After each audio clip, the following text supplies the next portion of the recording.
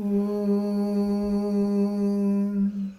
Sthapakaya cha dharmasya Sarvadharmaswarupine Avatara Varishtaya Ramakrishnaya Te Namaha.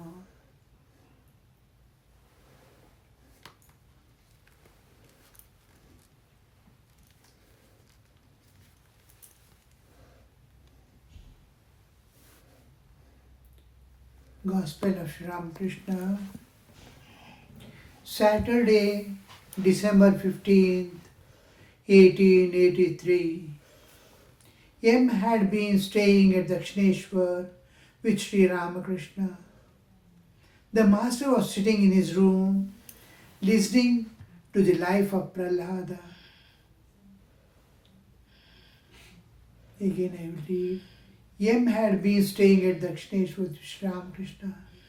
Now and then, many of the disciples were aspiring for realizing God in this very life. They used to put all their efforts, whatever opportunity, whatever way they can, because they have to balance between the secular life, family life, and the spiritual practices to transcend the nature and go beyond. In that struggle, wherever 5 minutes if they get, how shall I utilize this now? How shall I call on God? Now they are getting a few days holiday or leisure, then they run to Dakshineswara, spend the time with Master, dropping away all concerns about the world and family. Make all arrangements. Anytime you want anything, you call me, I'll be there. So, if those were days not like present day, anybody can contact anybody anytime. We have cell phones. There it's very difficult to contact any person. Personally, somebody has to go as a representative to talk and discuss and come. But anyway, they were ready to accept all the pain and suffering, difficulties to go towards God. There we find these people the M has come and is staying with Master in Dakshineswara, doing his intense spiritual practices. Intense spiritual practices is possible when they are alone. Each sadhaka is alone and totally dedicated. And the second part is to see that the responsibilities and duties are fulfilled. The people at home should not suffer. The duties of life should not get harmed. Doing all that just needed and making all the needed arrangements. They have to retire whenever they get time. 5 minutes, all right. 1 day, all right. Half a day, all right. 3 days, all right. Any time you get, go ahead, call, because life is going away. All of us will part one day. So, last when we leave the body, we are alone. Just like you enter into sleep every day, leaving everything, your bodily existence, you separate from all your property and relations, and when you sleep every day. It is an example and a reminder nature is providing every day. A day comes for a permanent disconnection. Daily you are living and going into sleep. Whole family, property, including your body, you are living and going every day in sleep. It happens for 1 day permanently. Daily nature is reminding, 1 day you have to go, my child. 1 day everything ends. Before that, know yourself, who you are, why you came, and where to you are going. So this knowledge has to be attained in and through all the activities without missing anything because it's kartavya. Kartavya cannot be avoided till one enters into ecstatic state of love of God that he is not able to take care of himself. So the M had been staying at Dakshineswara with Sri Ramakrishna. The master was sitting in his room listening to the life of Prahlada. What a beautiful occasion you see.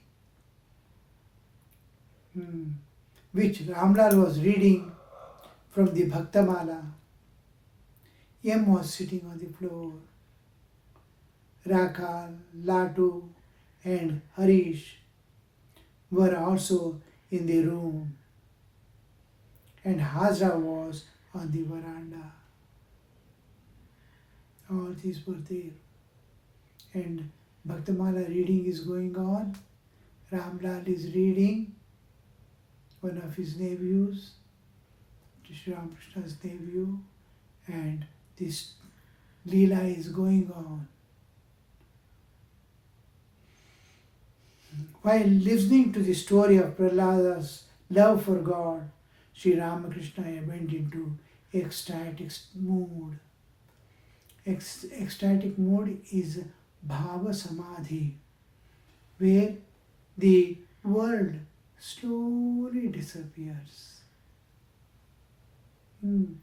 How it slips away from the awareness, so smooth because of the brightness of the awareness of God. The world has dropped away. Just like when we are entering into sleep, how the world retreats, goes away from our awareness. How all the things of this world and my own identity, bodily identity also dissolves. And we are in the another world. Same way, in Bhava Samadhi, instead of going backward, we leave this world and go forward to the expansion of consciousness. Consciousness expands. When we go to sleep, consciousness shrinks down. It is expansion of consciousness to higher level of consciousness, wherein has forgotten his body and world in bright presentation of the thought of divine. The divine is presenting itself. We are entering another realm of consciousness. Just like dream is entirely different level of consciousness, the samadhi is entirely different level of consciousness, which is more real than the waking state. Waking state is more real than the dream state. Dream state is more real than the deep sleep. One by one, when I go to the samadhi sthiti, it is much more clear, much more real than the world in which we are living. Is there a doubt between the dream world and waking world difference? We experience the dream, we experience the waking also. When we go to the dream state, this waking world disappears. And when we come back, it presents. But we never think the dream world to be real. When we wake up, we clearly identify dream world was not there. I was just, it was a play of mind. Like that, when we enter into samadhi, we understand it was a play of Maya, making one appear as many.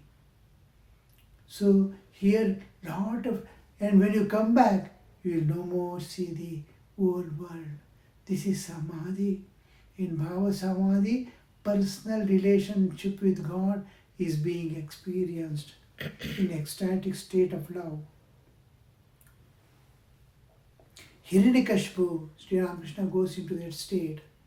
Hiranyakashipu, the king of demons and father of Prahlada, had put his son to endless torture to divert the boy's mind from the love of God.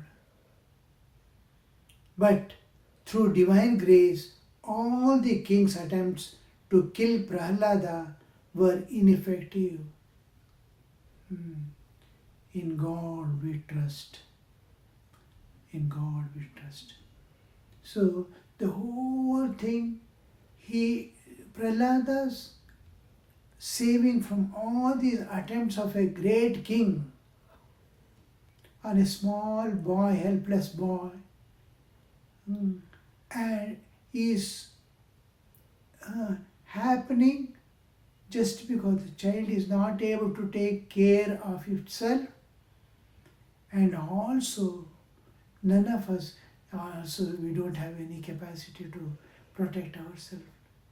He also doesn't have, Prahlada also, but he had tremendous faith in God. The faith which nothing can shake. Great sufferings cannot shake. Great dangers cannot shake. The pain and suffering, if at all are there, that cannot shake his faith in God. Such faith he was endowed with, and that faith was making everything transcend smoothly and go as if nothing has happened. And in return, he would be praying for welfare of all and loving God intimately.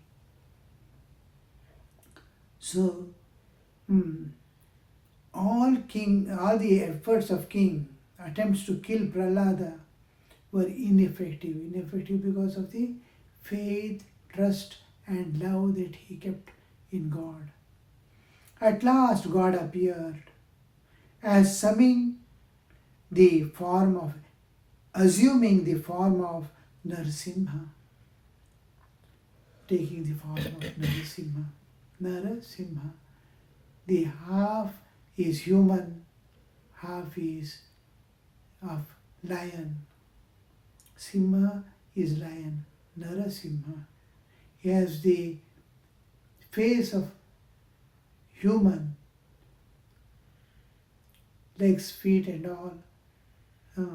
The mouth, the claws in the hands, all these are of lion. Narasimha, the man lion, and killed Hiranyakashipu.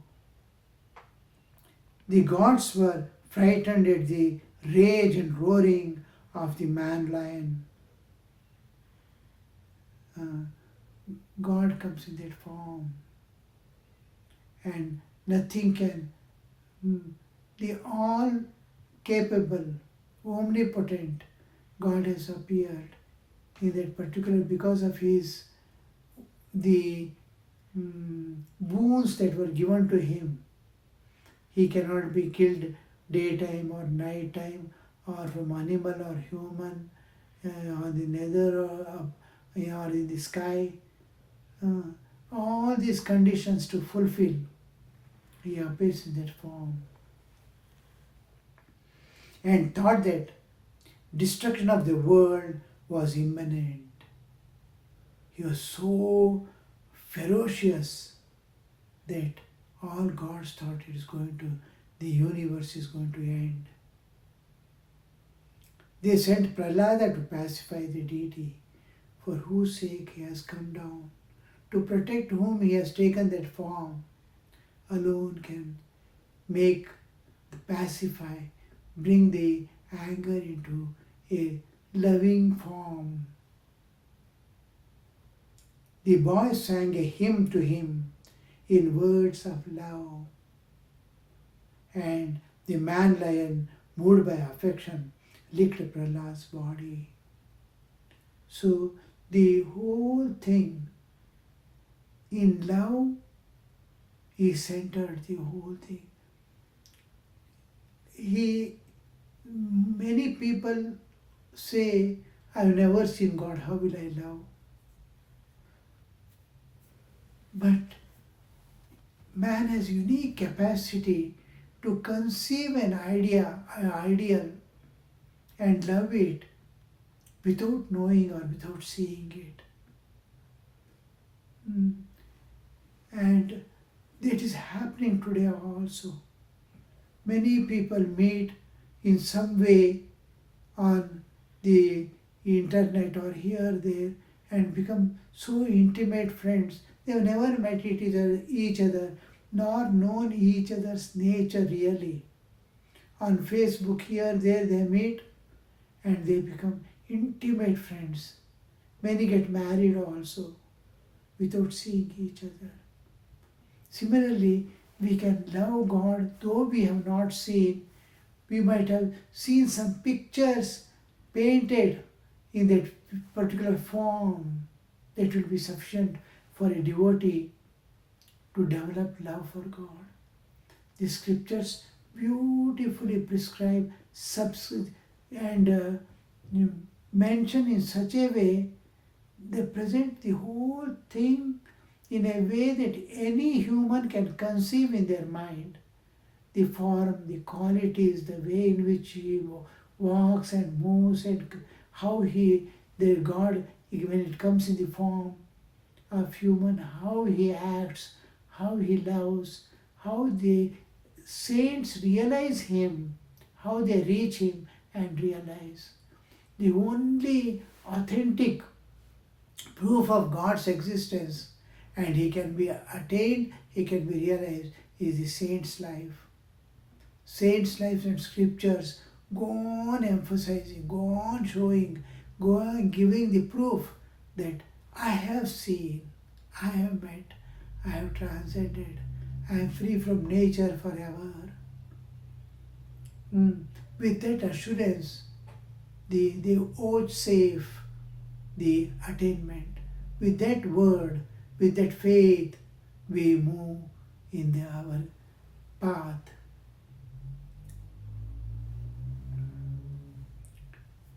The voice sang a hymn to him in words of love, and the man lion, moved by affection, licked Prahlad's body.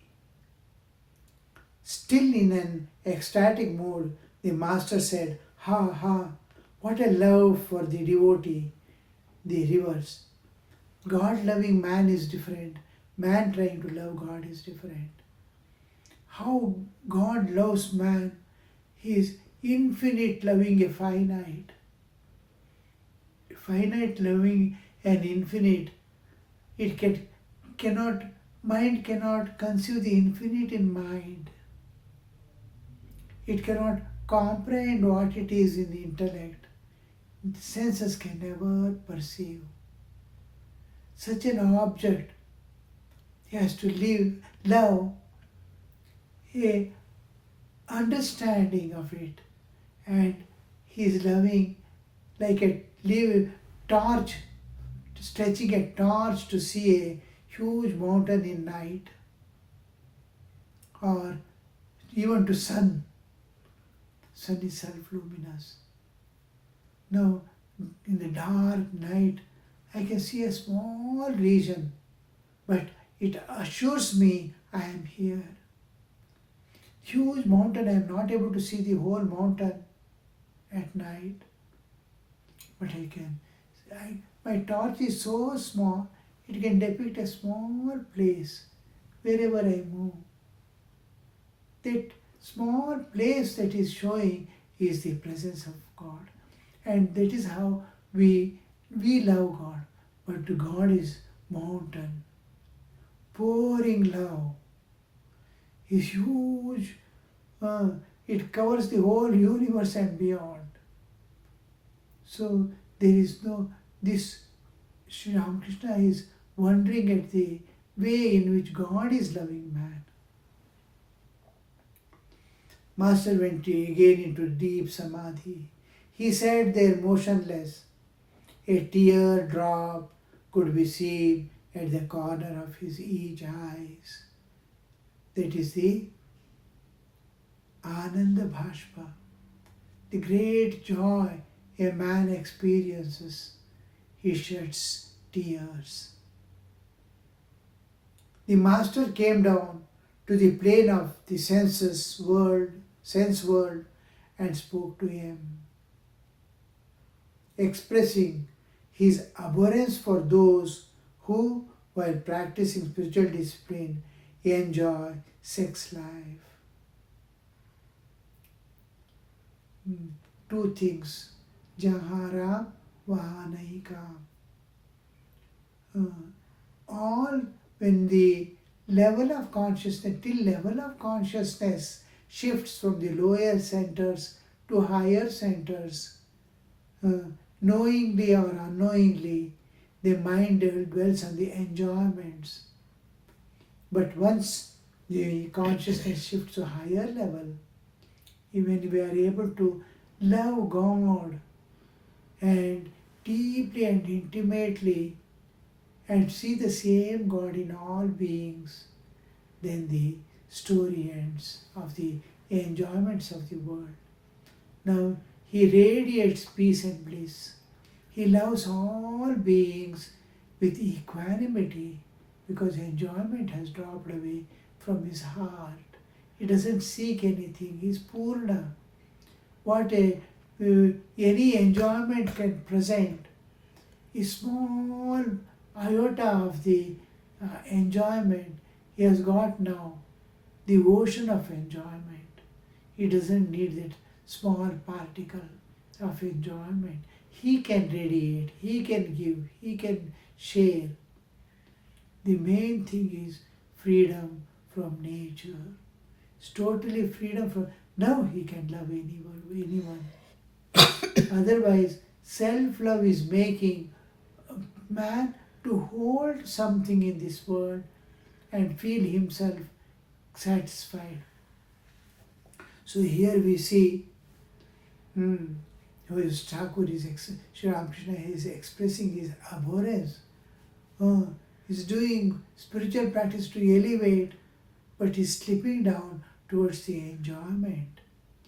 No, you cannot do this because it is now you see any enjoyment is not a sin.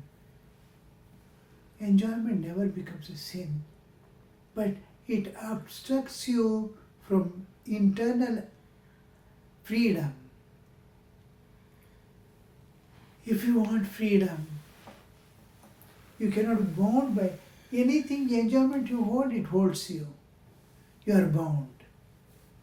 The bondage to release, to attain the total freedom from nature, you have to release it. Though the enjoyment is not sin, it binds you, it keeps bound. So binding is the only thing which is making us not to enjoy with freedom, not to enjoy at all. I'm sacrificing my life in vain without attaining anything. When there is the ocean of bliss within you. Master, are not you ashamed of yourself? You have children and still you enjoy intercourse with your wife. Don't you hate yourself for thus leading an animal life? Don't you hate yourself for dallying with a body which contains only blood, phlegm, filth and excreta? He who contemplates the lotus feet of God and looks on even the most beautiful woman as mere ash from the cremation ground, to enjoy a body which will not last and which consists of such impure ingredients as intestine, bile, flesh and bone. Are not you ashamed of yourself? Yam sat there silently, hanging his head in shame. Master, a man who has tasted even a drop of God's ecstatic love looks upon a woman and gold as most insignificant. He who has tasted syrup made up of sugar candy regards a drink made from the trickles as mere trifle. One gradually obtains that love for God if one but prays to Him with a yearning heart and always chants His name and glories. The Master was in an ecstatic ecstasy of love.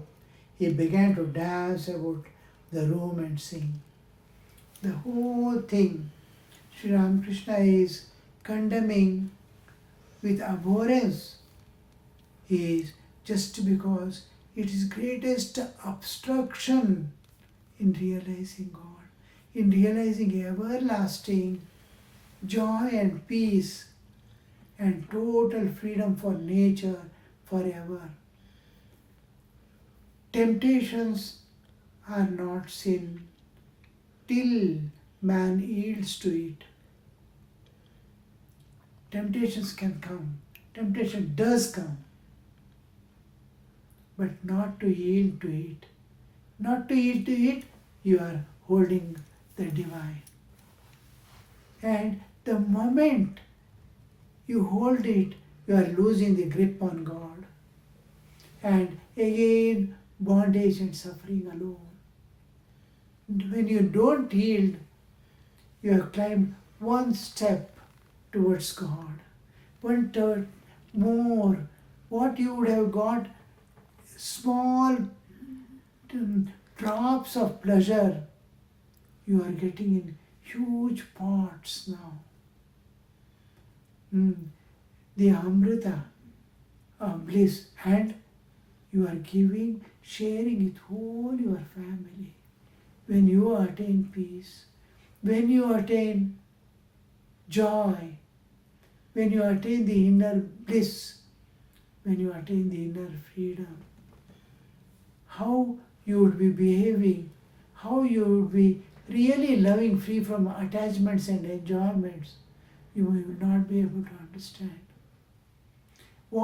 How you treat God in the temple, how you treat a holy man, the same love, the same respect, the same honor you will have for your own family. They to love you, respect you, and honor you as as equal to God.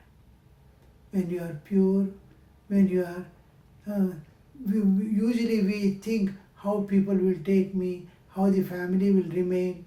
All these are all false conceptions. One who walks on the path of God, one who renounces all enjoyments for the sake of God, will never fall in the dearth of anything. He is filled with all that and more. And then he is able to give to others also. So much is flooded. So we see this, we have to take these things in the right spirit.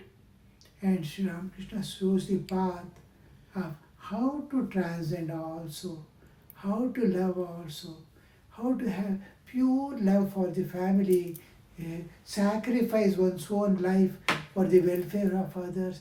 Human life comes and goes away in no time. And the moment you are crossing the middle age, it has ended.